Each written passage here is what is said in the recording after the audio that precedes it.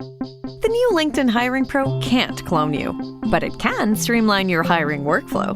From posting jobs to shortlisting candidates to interviewing, LinkedIn Hiring Pro is the hiring partner you need, so you can focus on connecting with the right talent. In fact, small businesses report saving over 6 hours per week. So hire right the first time with LinkedIn Hiring Pro. Post a free job today at linkedin.com/quality. This episode is brought to you by Netflix's Remarkably Bright Creatures. What if a Pacific octopus held the key to a mystery that could heal your heart? Well, that's Tova's reality. An elderly widow working at an aquarium. Tova forms an unlikely friendship with the curmudgeonly Marcellus, whose remarkable intelligence leads her to a life-changing discovery. Remarkably Bright Creatures is now playing, only on Netflix. Cierra los ojos un momento. No, mejor, no los cierres. Imagina esto conmigo. Transpórtate por un momento a un desierto real. No el desierto bonito de las películas, con dunas doradas y atardeceres perfectos. Un desierto que te quema los pies a través de las sandalias. Un desierto donde el sol no calienta, castiga. Donde el viento no refresca, lanza arena contra tu cara como si quisiera arrancarte la piel. Estás parado ahí y a tu alrededor hay 2 millones de personas, 2 millones, organizadas en 12 campamentos enormes. Cada campamento tiene su propio orden. Cada campamento tiene familias, ancianos, guerreros, niños, ganado. Y cada campamento tiene una bandera que ondea en el viento del desierto. Y cada bandera lleva un nombre bordado. Un nombre que no es cualquier nombre, es el nombre de un hijo de Jacob, es el nombre de un patriarca, es el nombre de una tribu que heredará una porción de la tierra que Dios prometió. Recorres los campamentos con la mirada.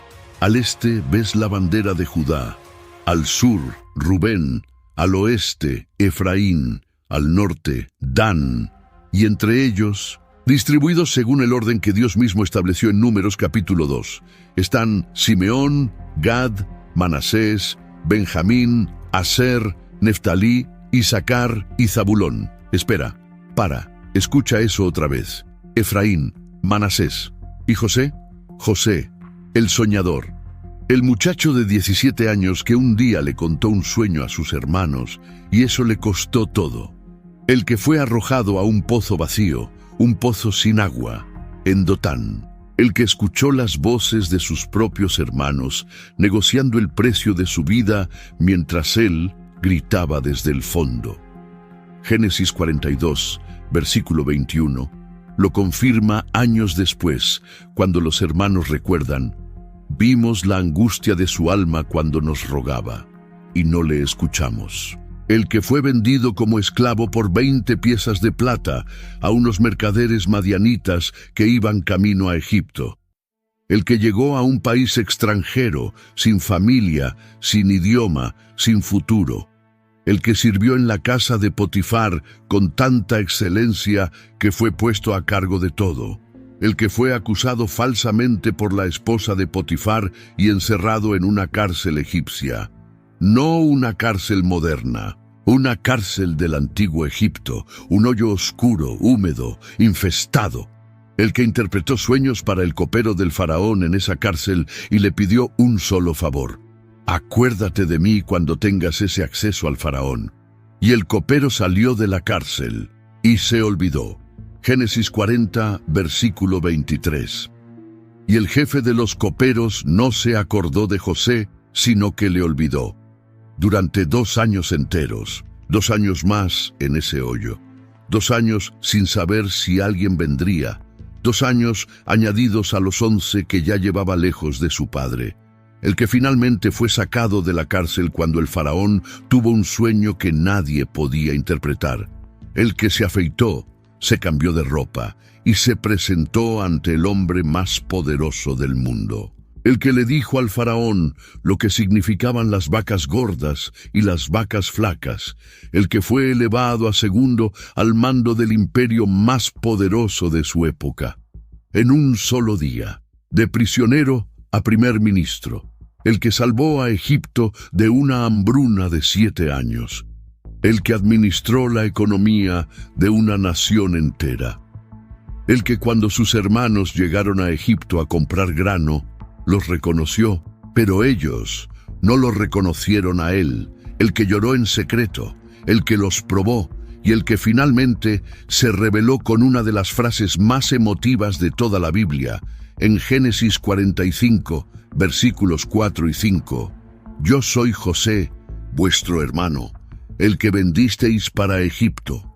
Ahora pues, no os entristezcáis ni os pese haberme vendido acá, porque para preservación de vida me envió Dios delante de vosotros, el hombre que perdonó lo imperdonable, el hombre al que la Biblia le dedica más capítulos en Génesis que a Abraham, más que a Isaac, más que al propio Jacob. Desde Génesis 37 hasta Génesis 50, 13 capítulos completos giran alrededor de José. ¿Dónde está su bandera? No la encuentras. No está en el campamento del este, no está en el del sur, no está en el del oeste, no está en el del norte. Puedes recorrer cada metro cuadrado de ese desierto, puedes caminar entre 2 millones de personas, puedes revisar cada bandera, cada estandarte, cada insignia tribal, y no vas a encontrar una sola tela que diga José. No existe. En toda la historia de Israel, desde el Éxodo hasta la conquista de Canaán, desde los jueces hasta los reyes, desde la división del reino hasta el exilio, nunca, jamás existió una tribu que llevara el nombre de José. Suena absurdo, suena injusto, suena como un error de la historia. ¿Cómo es posible que el hijo más importante de Jacob, el que salvó a toda la familia del hambre, el que recibe más espacio narrativo en Génesis que cualquier otro patriarca, no tenga una tribu con su nombre? Pero cuando descubras la razón, cuando entiendas lo que realmente pasó aquella noche en Egipto junto a la cama de un anciano moribundo, vas a comprender que no fue un olvido, no fue un castigo, no fue un error burocrático, fue exactamente lo contrario. Fue el mayor honor que un padre podía darle a un hijo en todo el mundo antiguo. Y la historia comienza en un lugar que no esperas.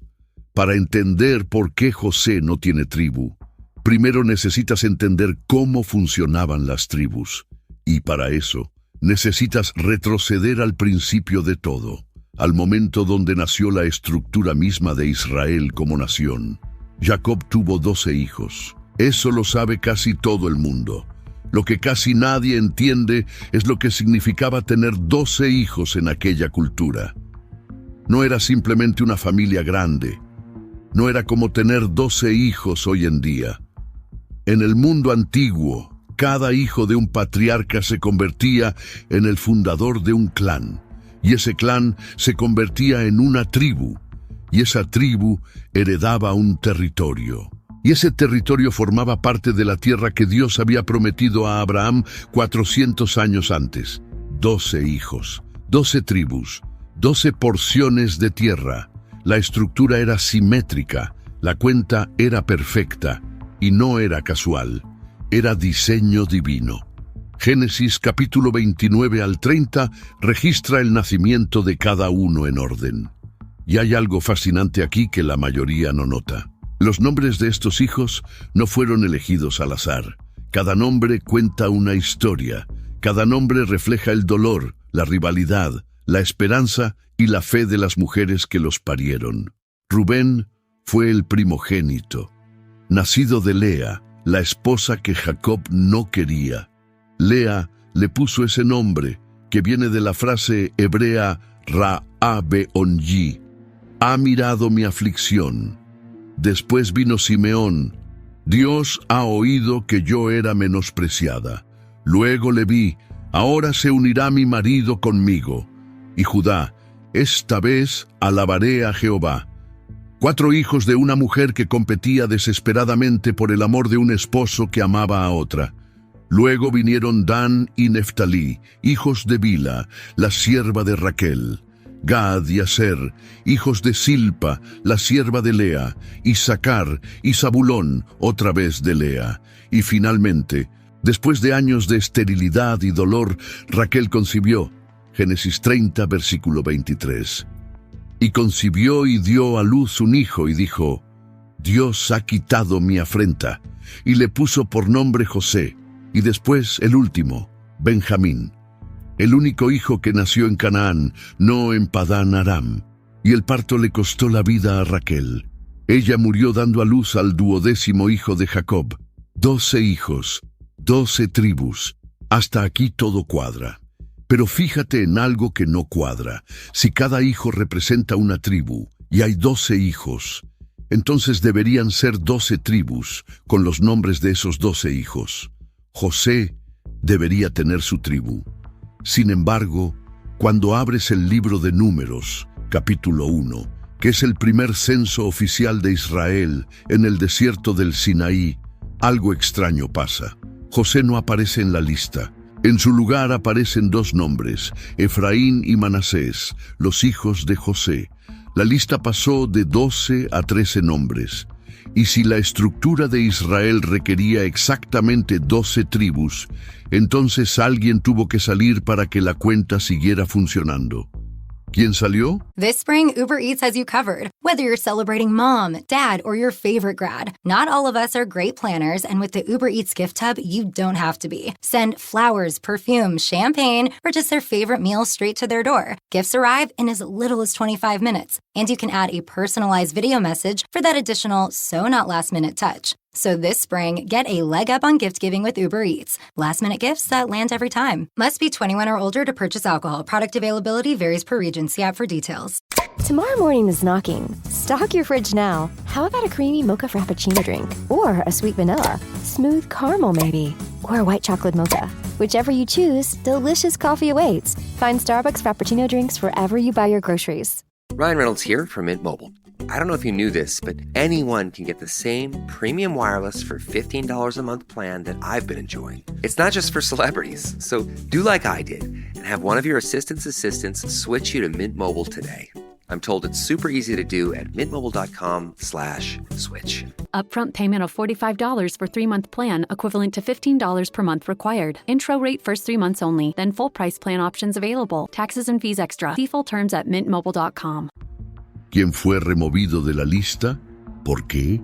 ¿Y qué tiene que ver todo esto con una noche en Egipto que cambió la historia de Israel para siempre? Vamos al momento exacto donde todo cambió. Génesis, capítulo 48. Y quiero que prestes atención a cada detalle de esta escena, porque tiene capas que la mayoría pasa por alto completamente. Esto no se enseña en la escuela dominical, no se predica en los púlpitos, y sin embargo, es una de las escenas más importantes de todo el Antiguo Testamento. Jacob es un anciano, tiene 147 años, está en Egipto, lejos de Canaán, lejos de Betel, donde una noche vio una escalera que llegaba hasta el cielo y ángeles subían y bajaban por ella. Lejos de Peniel, donde luchó toda la noche con un ser que le dislocó la cadera y le cambió el nombre de Jacob a Israel. Lejos de Hebrón, donde su padre Isaac vivió y murió. Está en tierra extranjera, en la tierra de los faraones, y sabe que va a morir ahí, lejos de la tierra prometida. Está enfermo. El versículo 1 dice que sus ojos estaban tan debilitados por la vejez que no podía ver. Piensa en eso. El patriarca que una vez luchó con un ángel ahora no puede distinguir quién está de pie frente a él. El hombre que engañó a su padre Isaac, haciéndose pasar por Esaú, ahora es un anciano ciego, igual que Isaac cuando fue engañado. La ironía no es accidental, es bíblica. Y sabe que le queda poco tiempo. Entonces alguien le avisa a José, tu padre está enfermo, se está muriendo. Y José hace algo que ningún otro hijo hace en todo el libro de Génesis. No va solo. Toma a sus 2 hijos, Manasés el primogénito y Efraín el menor, y los lleva ante Jacob. ¿Por qué los lleva? porque José entiende algo que la mayoría de lectores modernos no entiende. Entiende que las últimas palabras de un patriarca no son simplemente una despedida emotiva. No son las palabras de un abuelo cariñoso que quiere ver a sus nietos una última vez. En el mundo antiguo, las palabras finales de un padre tenían peso legal absoluto. Eran un decreto, eran irrevocables. Una vez pronunciadas, ni el propio padre podía retirarlas, ni otro hijo podía apelarlas, ni un juez podía anularlas. ¿Recuerdas lo que pasó con Isaac y Esaú? Génesis 27. Isaac, ya viejo y ciego, bendijo a Jacob creyendo que era Esaú. Y cuando Esaú llegó poco después y descubrió lo que había pasado, se puso a llorar. Lloró con un grito grande y amargo. Le suplicó a su padre: ¿no tienes bendición para mí? Y la respuesta de Isaac fue devastadora. Ya no podía cambiar lo dicho. La bendición ya había sido pronunciada. Lo dicho estaba. José conocía esa historia. La había escuchado de boca de su propio padre. Y por eso llevó a sus hijos. Sabía que lo que Jacob dijera en esa habitación esa noche sería permanente, sería ley, sería destino. Lo que sucedió después es uno de los momentos más transformadores de toda la Biblia, y casi nadie lo enseña así.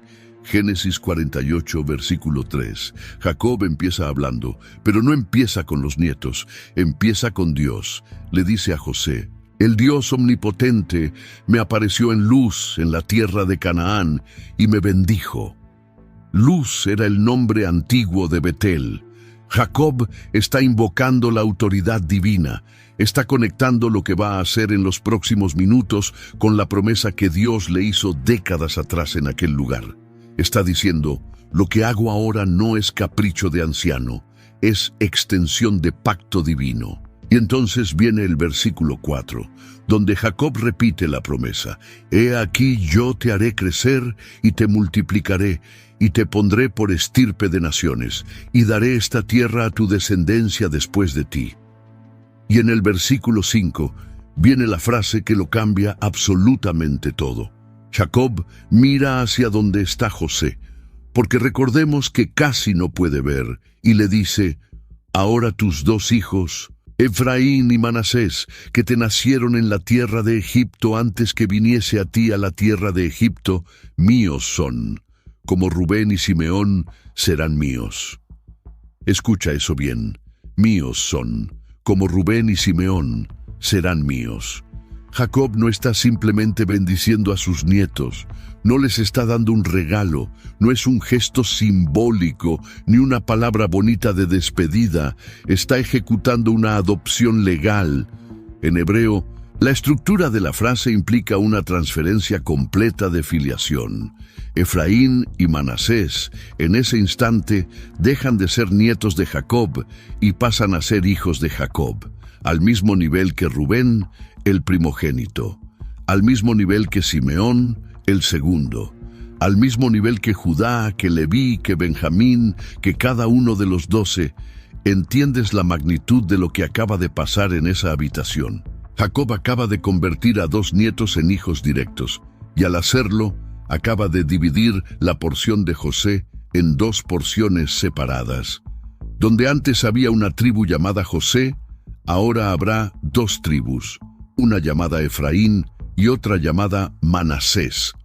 Donde había una bandera, ahora habrá 2 banderas ondeando en el desierto. Y el versículo 6 añade algo crucial que casi nadie menciona. Jacob dice: mas los hijos que engendrares después de ellos serán tuyos, por el nombre de sus hermanos serán llamados en sus heredades. Esto significa que si José tenía más hijos después de Efraín y Manasés, esos hijos adicionales no serían adoptados por Jacob. Pertenecerían a las tribus de Efraín o Manasés, pero no tendrían tribu propia.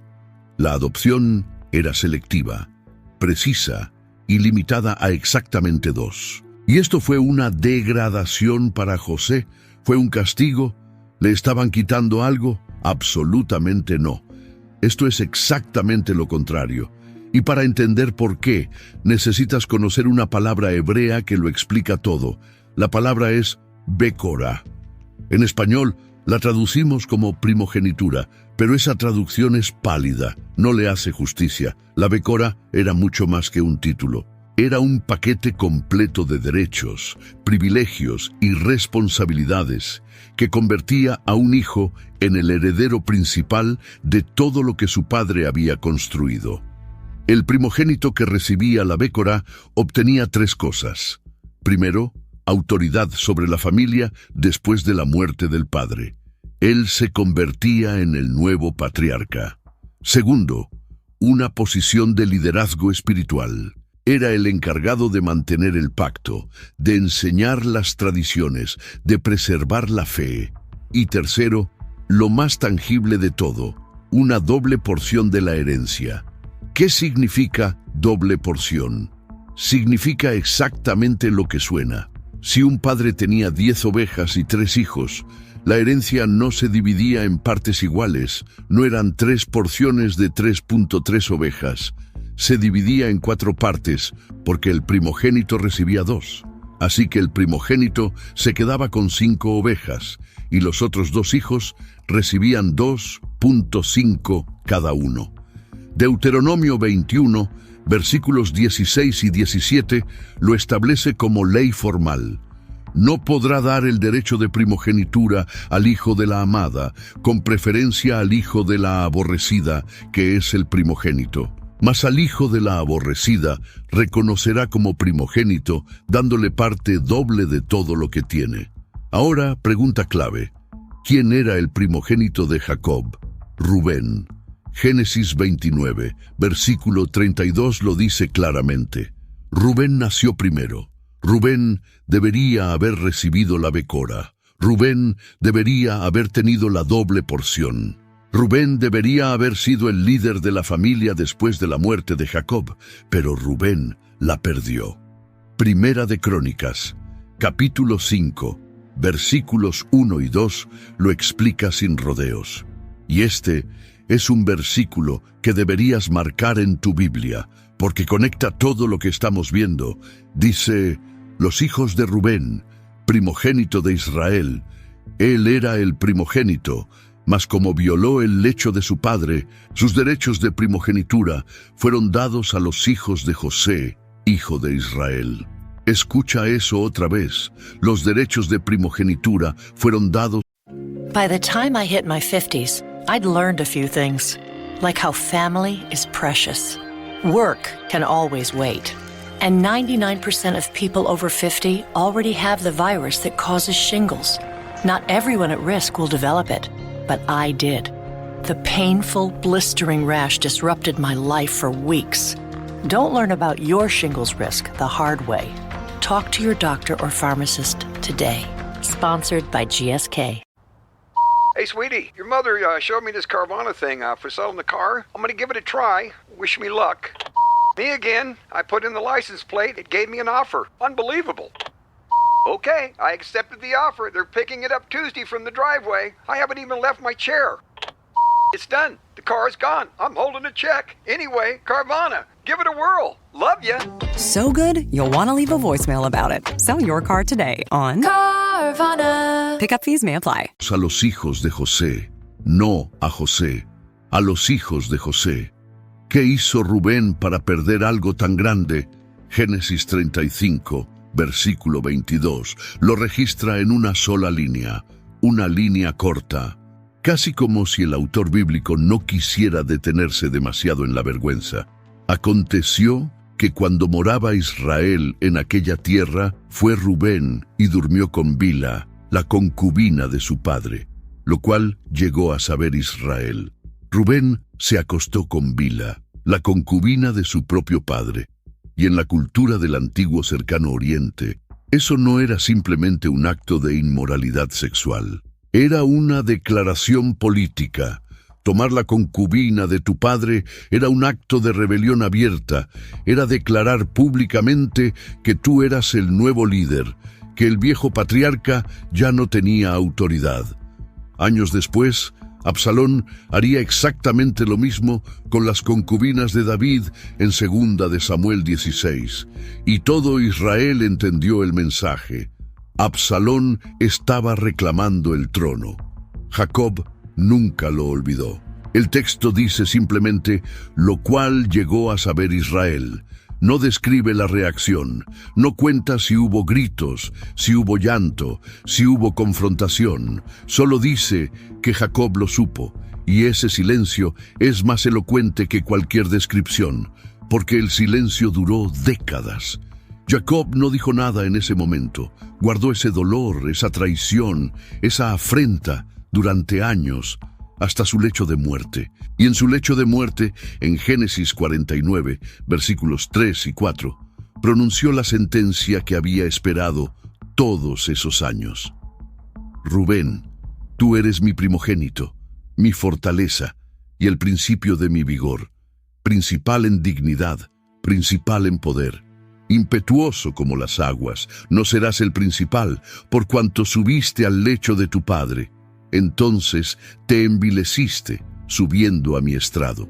Rubén perdió la becora, pero no la perdió en el vacío. Alguien la recibió. Y aquí viene la pregunta que casi nadie hace. ¿Por qué José y no otro? Jacob tuvo 12 hijos.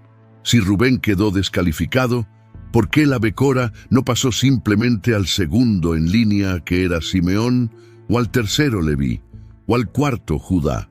Primera de Crónicas 5, versículos 1 y 2, da una pista extraordinaria que revela algo que la mayoría no ve. Dice que la primogenitura fue dada a los hijos de José, pero inmediatamente añade, aunque Judá llegó a ser el mayor sobre sus hermanos, y el príncipe de él vino. ¿Ves lo que la Biblia está diciendo aquí? La becora se dividió, no fue entera para una sola persona. Se partió en 2 componentes, la doble porción material, la herencia territorial, la parte tangible, fue para José. Pero el liderazgo, la autoridad, la línea real, la línea de la que vendría el Mesías, esa fue para Judá.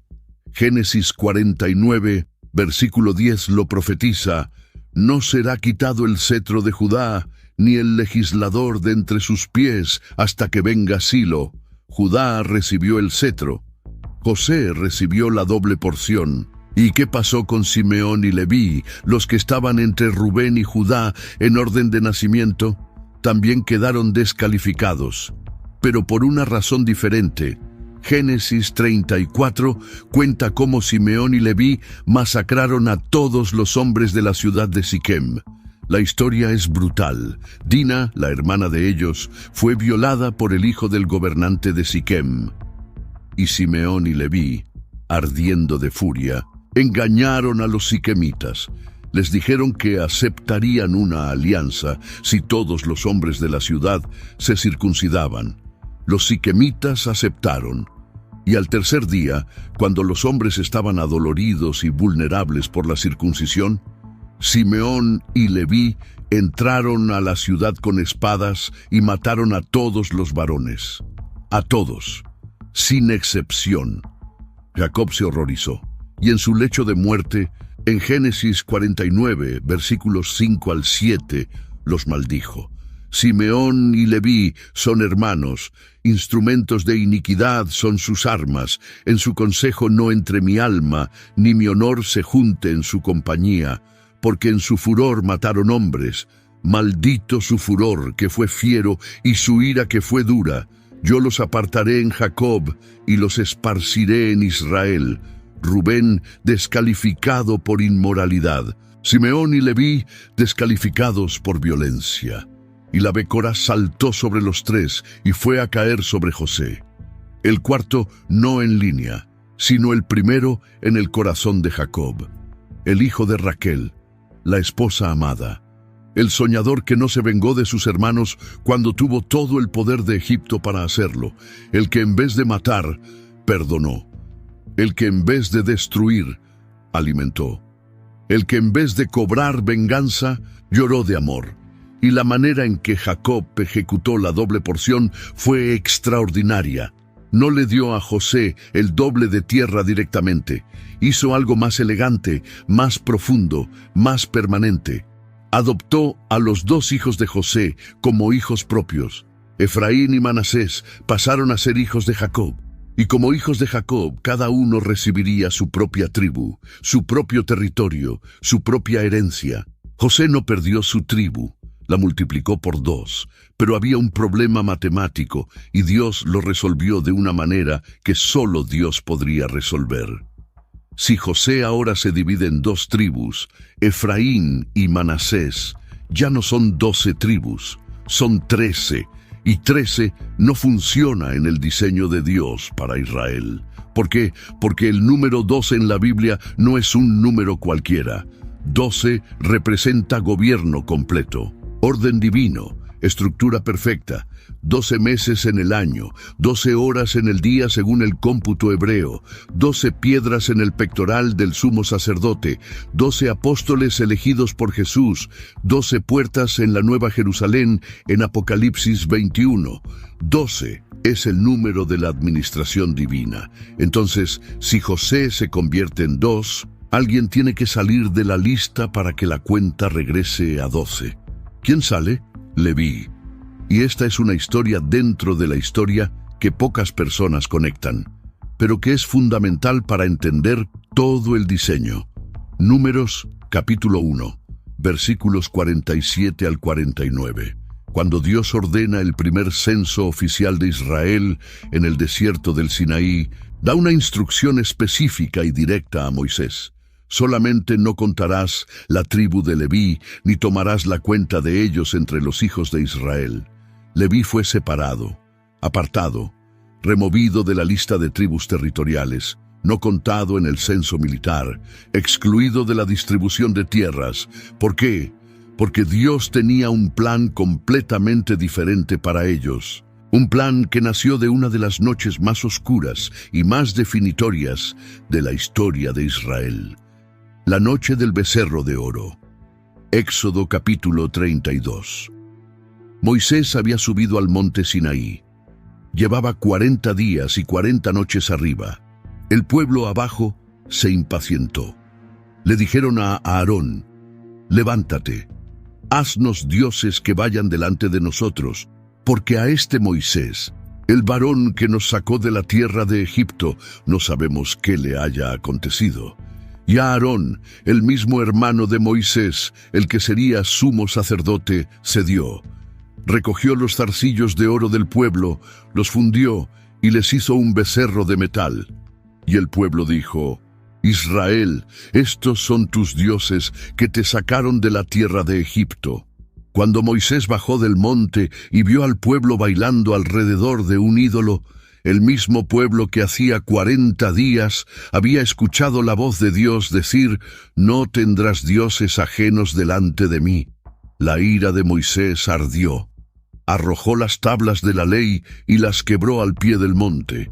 Y entonces vino el momento de la decisión. Moisés se paró a la entrada del campamento y gritó una frase que partió la historia de Israel en 2 mitades. I wrote a little song to remind you, Choice Hotels gets you more of the experiences you value.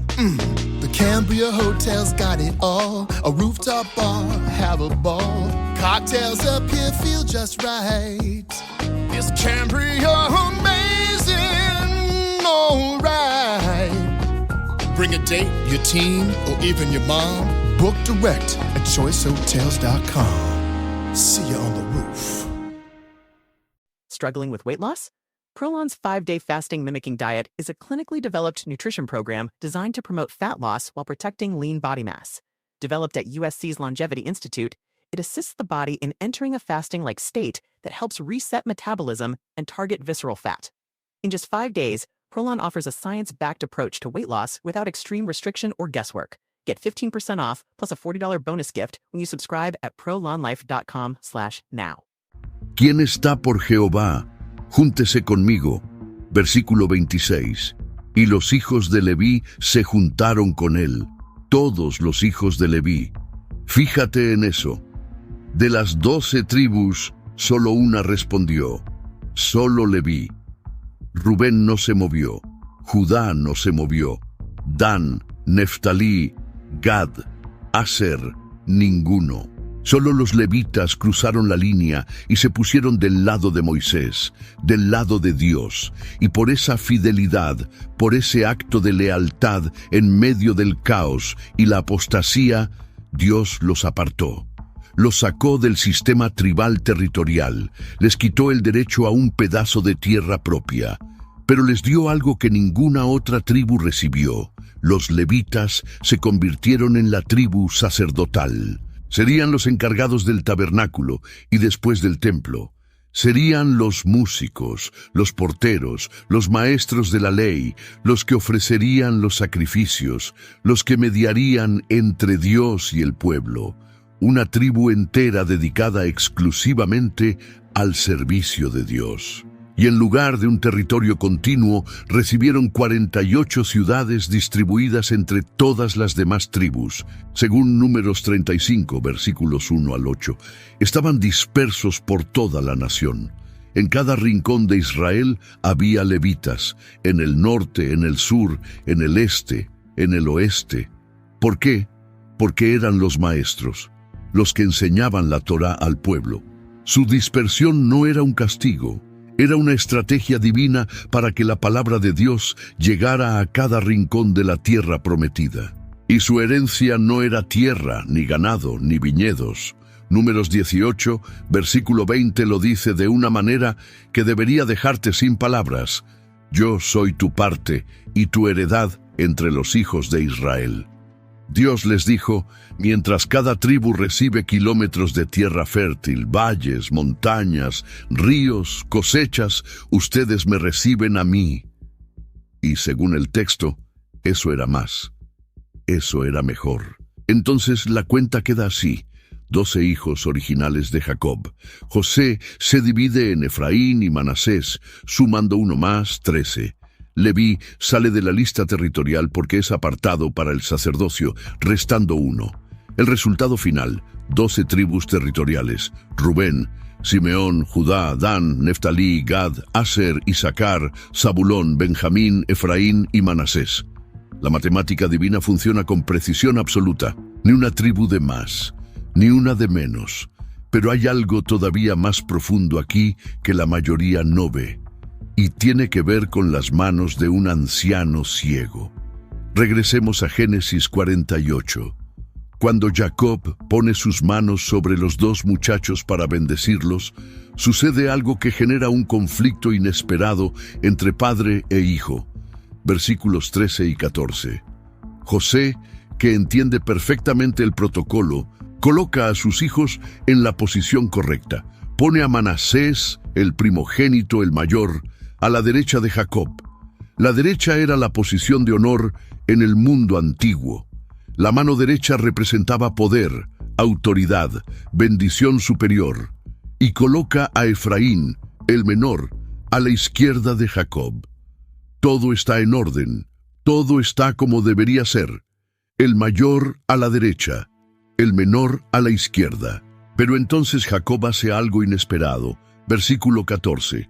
Entonces Israel extendió su mano derecha y la puso sobre la cabeza de Efraín, que era el menor, y su mano izquierda sobre la cabeza de Manasés, colocando así sus manos adrede. Adrede, a propósito, deliberadamente. Jacob cruzó las manos. Puso la mano de la bendición mayor sobre el hijo menor, y la mano de la bendición menor sobre el hijo mayor. José se enoja, y no es un disgusto menor. Versículo 17. Viendo José que su padre ponía la mano derecha sobre la cabeza de Efraín, le causó esto disgusto. La palabra hebrea para disgusto aquí es ra, que implica algo que le pareció malo, incorrecto, un error que necesitaba ser corregido inmediatamente. José, el administrador de Egipto, el hombre que salvó al mundo del hambre, el estadista más brillante de su generación, ahora intenta físicamente corregir a su padre ciego. Agarra la mano de Jacob y trata de moverla. Le dice con urgencia: «No así, padre mío, porque este es el primogénito. Pon tu mano derecha sobre su cabeza. Y Jacob le responde con una calma que contrasta con la urgencia de José. Versículos 18 y 19. Lo sé, hijo mío, lo sé. También él vendrá a ser un pueblo y será también engrandecido, pero su hermano menor será más grande que él, y su descendencia formará multitud de naciones. Lo sé, hijo mío, lo sé.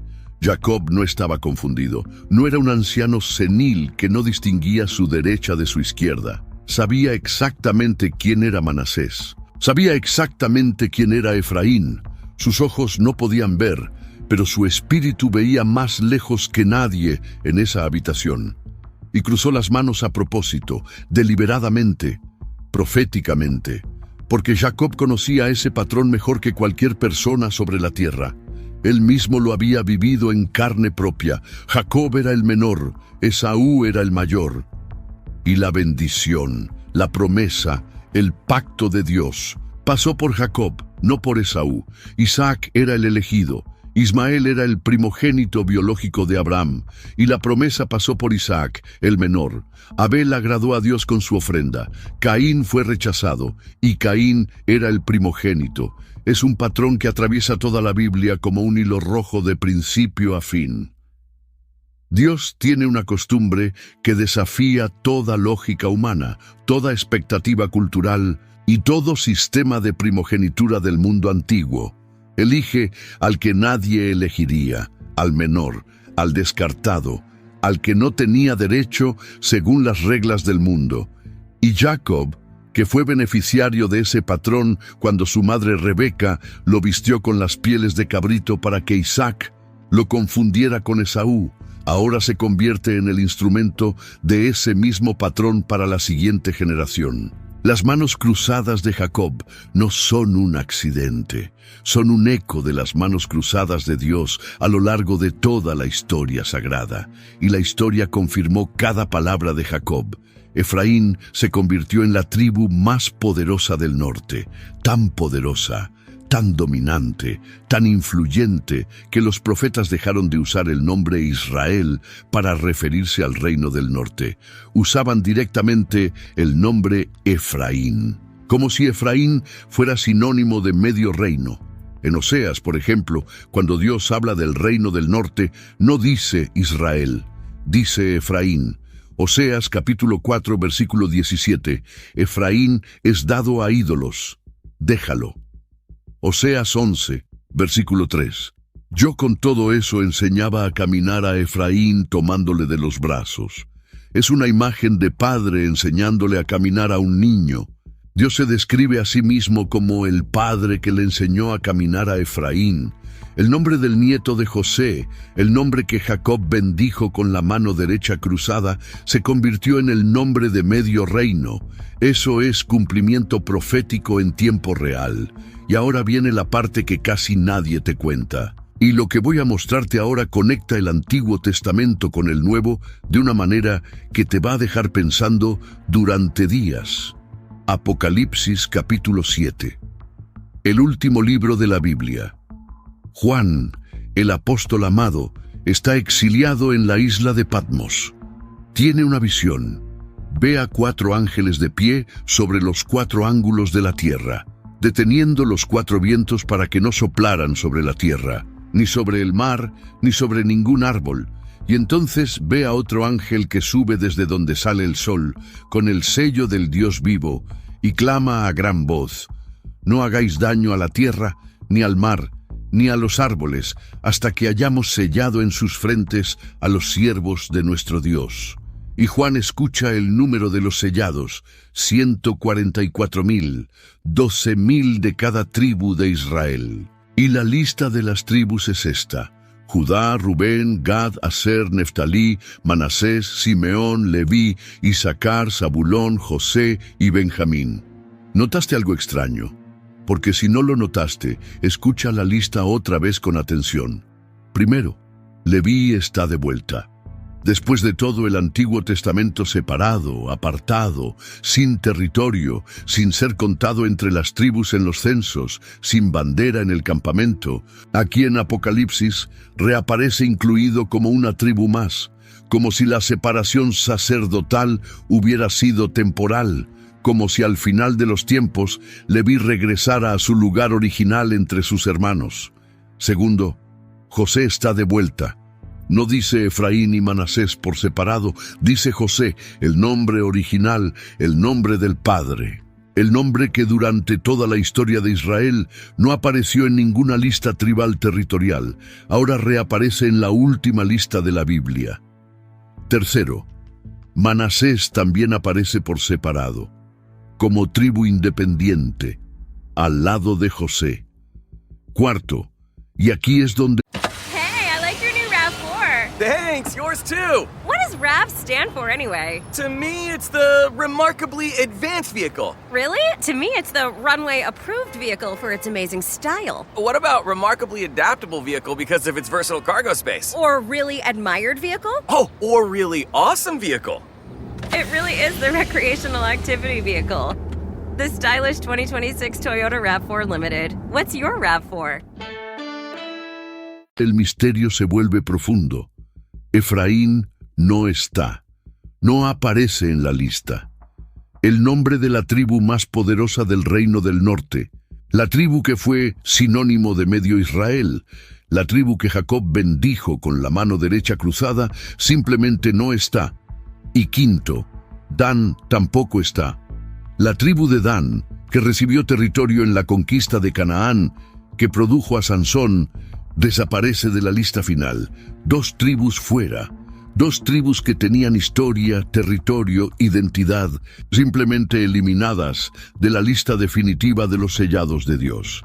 Y no es coincidencia cuáles dos son. Son las dos tribus que más se asociaron con la idolatría en todo el Antiguo Testamento. Dan fue donde Jeroboam, el primer rey del reino del norte después de la división, colocó uno de los dos becerros de oro. Primera de Reyes 12, versículos 28 y 29. Jeroboam tenía un problema político. Si su pueblo seguía subiendo a Jerusalén a adorar en el templo, eventualmente volverían a ser leales al rey de Judá. Así que fabricó dos becerros de oro y dijo: «Bastante habéis subido a Jerusalén. He aquí tus dioses, oh Israel, que te hicieron subir de la tierra de Egipto». Y puso uno en Betel y el otro en Dan. La ciudad de Dan, en el extremo norte de Israel, se convirtió en sede permanente de idolatría, un santuario falso que competía directamente con el templo de Jerusalén. Y Efraín, como ya vimos, estaba entregado a los ídolos. Oseas 4, versículo 17, lo dice con una dureza que estremece: Efraín es dado a ídolos, déjalo. El profeta literalmente dice que Dios dejó de insistir. Dios que persigue al pecador, que busca a la oveja perdida, que no se rinde. Aquí dice, déjalo. Efraín eligió sus ídolos y Dios respetó esa terrible elección.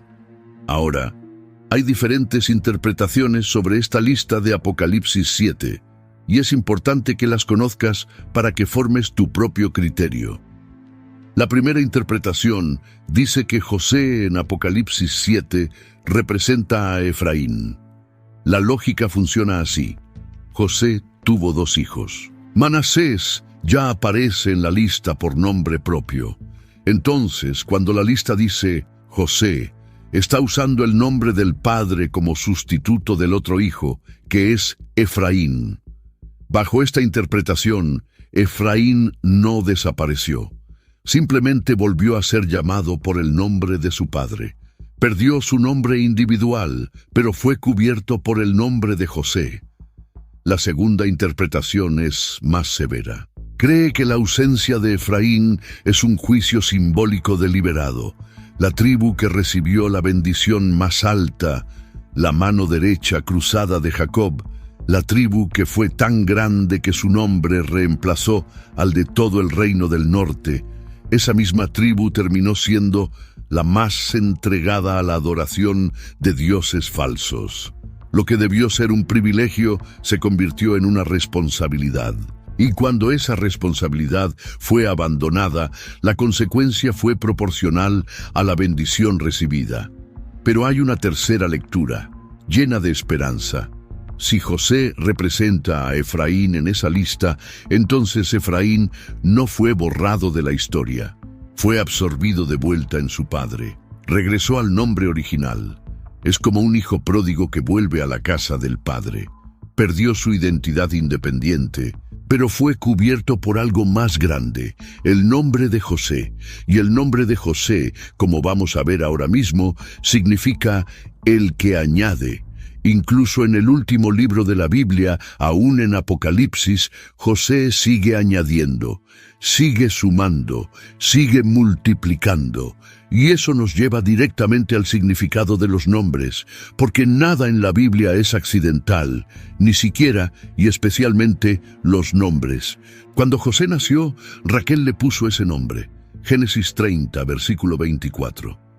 En hebreo, Yosef viene del verbo yasaf, que significa añadir, sumar, agregar más. Raquel dijo, añádame Jehová a otro hijo. Lo nombró por lo que esperaba que viniera después. Un nombre que mira hacia adelante, un nombre que contiene una promesa de multiplicación. El nombre de José literalmente significa el que añade. Y fíjate en lo que pasó con su vida. No recibió una porción, recibió dos. No tuvo una tribu, tuvo dos. No tuvo una bandera, tuvo dos. Todo en la vida de José se multiplicó. Incluso su sufrimiento se multiplicó. Pero después su recompensa se multiplicó al doble. Su nombre profetizó su destino con una precisión que solo Dios puede lograr. Pero los nombres de sus hijos son igual de poderosos. Manasés, en hebreo, Menashe, viene de la raíz Nashá, que significa hacer olvidar, causar olvido. Génesis 41, versículo 51, explica por qué José eligió ese nombre. Y llamó José el nombre del primogénito Manasés, porque dijo, Dios me hizo olvidar todo mi trabajo y toda la casa de mi padre. Piensa en lo que José está diciendo. Está en Egipto, es segundo al mando, tiene riqueza, poder, influencia, y nace su primer hijo. Y en lugar de ponerle un nombre que celebre su éxito, le pone un nombre que habla de su dolor. Pero no del dolor en sí, sino de la sanidad del dolor. Dios me hizo olvidar, no yo decidí olvidar, no el tiempo curó la herida. Dios me hizo olvidar todo mi trabajo, toda mi esclavitud, toda mi cárcel, toda la traición de mis hermanos, todo el dolor de estar lejos de mi padre. Y Efraín, en hebreo, Efrayim. La terminación ayim en hebreo indica dual, doble.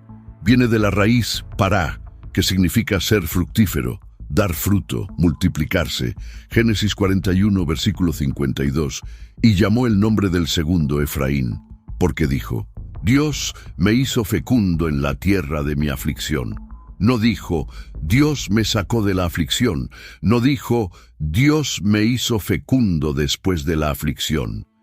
Dijo en la tierra de mi aflicción, en Egipto, en el mismo lugar donde fue esclavo, donde fue preso, donde fue olvidado. En ese mismo suelo Dios lo hizo dar fruto. La aflicción no terminó para que comenzara la fecundidad. La fecundidad brotó en medio de la aflicción. Olvidar el dolor, ser fructífero en la aflicción. Los nombres de los dos hijos de José son un resumen perfecto de toda su vida, y esos nombres, esos significados, se convirtieron en banderas.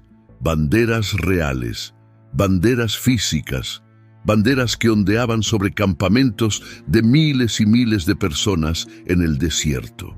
Cada vez que un israelita levantaba la vista y veía la bandera de Efraín, recordaba que Dios puede hacerte fructífero exactamente en el lugar donde más sufriste. Y cada vez que veía la bandera de Manasés, recordaba que Dios puede hacer que olvides el dolor que creías permanente, el dolor que creías que te iba a definir para siempre. José no necesitaba una bandera con su propio nombre. Su historia entera, su dolor, su sanidad, su multiplicación, estaba escrita en las banderas de sus hijos. Cada vez que el viento las movía, la historia de José se proclamaba en silencio sobre todo el campamento de Israel. Hay algo todavía más grande aquí. La bendición de Moisés. En Deuteronomio 33, justo antes de morir, Moisés bendice a cada tribu de Israel. Es una de las escenas más solemnes de toda la Biblia. El hombre que sacó a Israel de Egipto, que partió el mar, que subió al Sinaí, que habló con Dios cara a cara, ahora está a punto de morir. No va a entrar a la tierra prometida, va a subir al monte Nebo, va a ver la tierra desde lejos y va a morir allí. Pero antes bendice a cada tribu, y cuando llega a José, algo pasa. No dice Efraín y Manasés por separado, dice José. Usa el nombre original, el nombre del Padre, como si para Moisés, a pesar de la división en dos tribus, José siguiera siendo uno, y la bendición que pronuncia es la más larga, la más detallada, la más espléndida de todas. Versículos 13 al 17. Bendita de Jehová sea su tierra, con lo mejor de los cielos, con el rocío, y con el abismo que está abajo, con los más escogidos frutos del sol, con el rico producto de la luna, con lo mejor de los montes antiguos, con la abundancia de los collados eternos, y con las mejores dádivas de la tierra y su plenitud. Lo mejor de los cielos, lo mejor de la tierra, los frutos del sol, el producto de la luna, los montes antiguos, los collados eternos. Moisés acumula bendición sobre bendición, capa sobre capa, como si las palabras no fueran suficientes para contener lo que Dios quería dar a la descendencia de José. Y en el versículo 17 dice algo sobre Efraín y Manasés que cierra el círculo que Jacob abrió décadas antes. Como el primogénito de su toro es su gloria, y sus astas como astas de búfalo. Con ellas acorneará a los pueblos juntos hasta los fines de la tierra. Estos son los 10 millares de Efraín, y estos los millares de Manasés. 10 millares para Efraín, millares para Manasés. Efraín más grande que Manasés. Exactamente, palabra por palabra, como Jacob lo profetizó cuando cruzó las manos aquella noche en Egipto. El anciano ciego vio lo que nadie más podía ver, y cada sílaba se cumplió. ¿Y sabes qué es lo más impactante de todo lo que hemos visto? José es el único hijo de Jacob cuya tribu desaparece y al mismo tiempo se multiplica. El único. Piensa en eso un momento. No existe la tribu de José. No hay bandera con su nombre. No hay territorio llamado José. No hay censo que lo cuente. Pero al mismo tiempo, José es la única tribu que se convirtió en dos. José es la ausencia más presente de toda la Biblia. Su nombre no está en la lista de las 12 tribus territoriales, pero su sangre corre por 2 de ellas, y no 2 tribus cualquiera.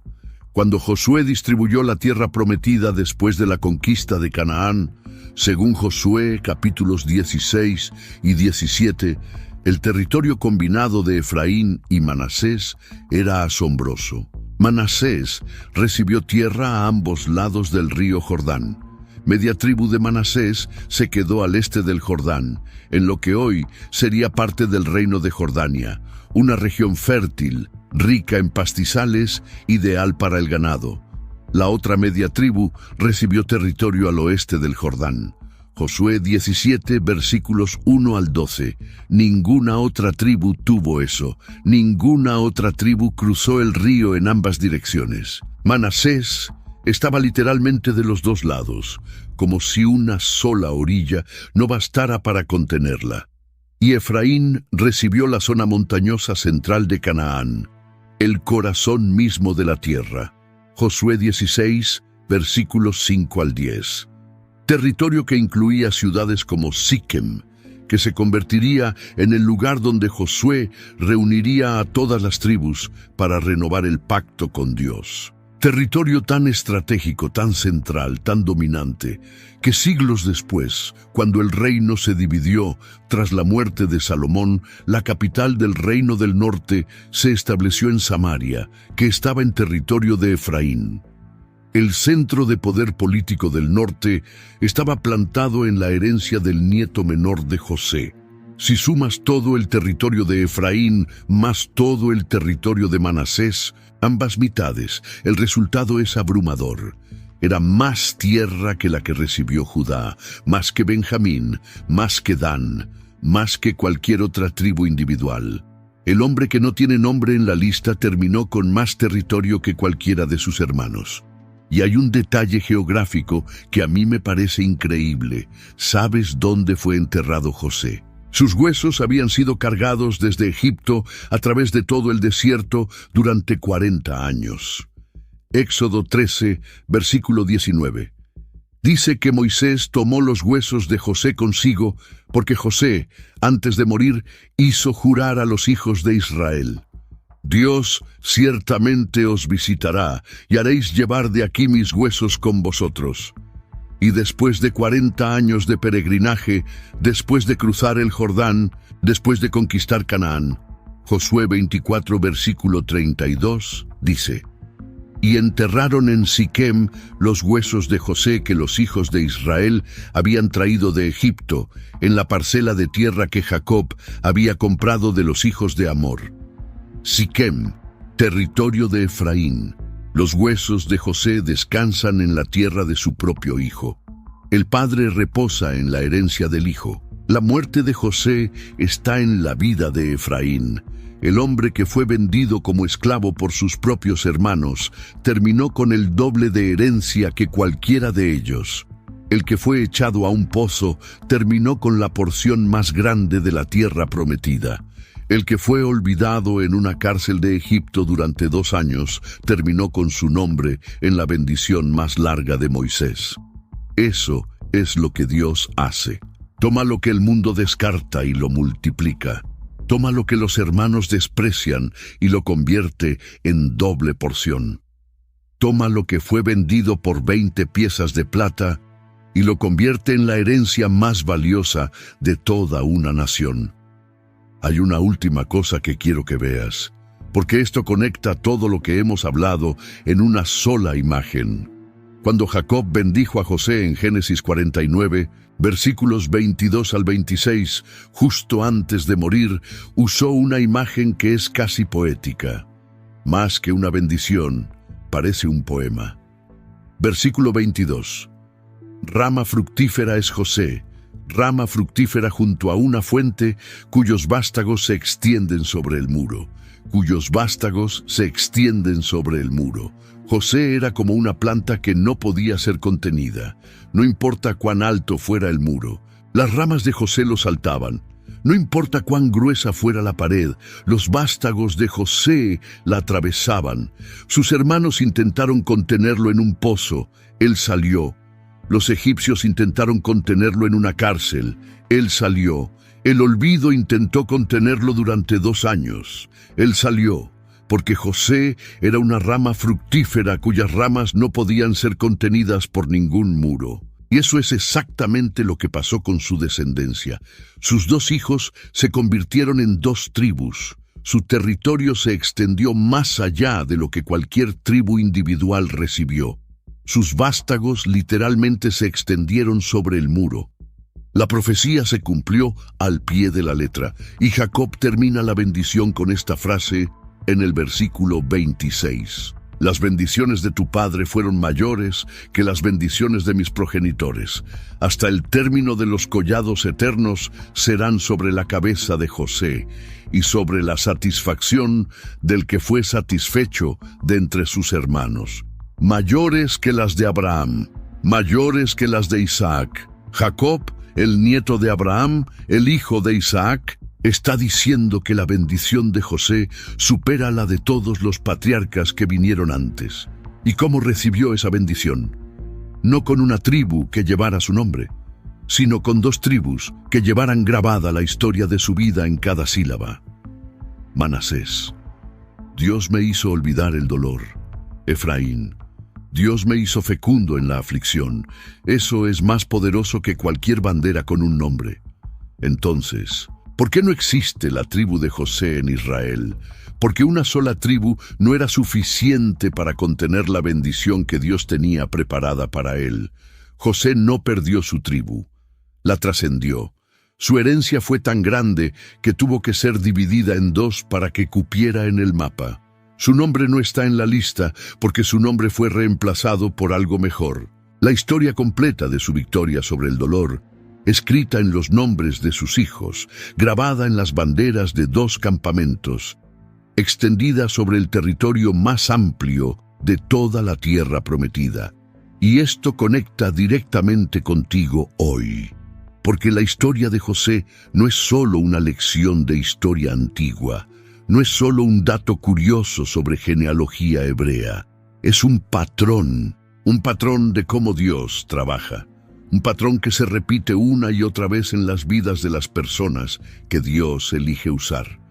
Tal vez hoy sientes que tu nombre fue borrado de alguna lista, que fuiste excluido de algún lugar donde deberías estar, que donde debería estar tu lugar hay un espacio vacío. Tal vez hermanos te traicionaron. Tal vez personas que debieron protegerte te vendieron. Tal vez estás en un pozo, en una cárcel, en un Egipto que no elegiste. Tal vez alguien prometió acordarse de ti y te olvidó.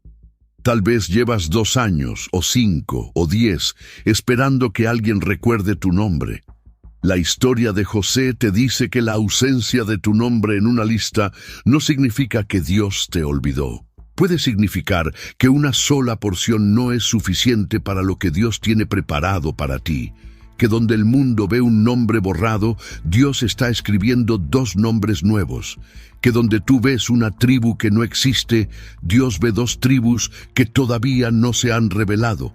Manasés, Dios te hará olvidar el dolor que hoy crees que va a durar para siempre.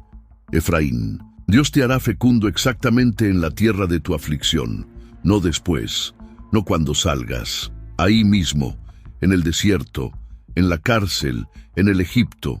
Esas no son solo banderas antiguas ondeando en un desierto de hace 3000 años. Son promesas vigentes, promesas activas, promesas con nombre y apellido para cualquiera que esté pasando por su propio Egipto. La próxima vez que alguien te diga que José no tiene tribu, ya sabes la verdad. José tiene 2. Y en eso está la lección más profunda de toda esta historia. Lo que Dios bendice, no lo reduce, lo multiplica.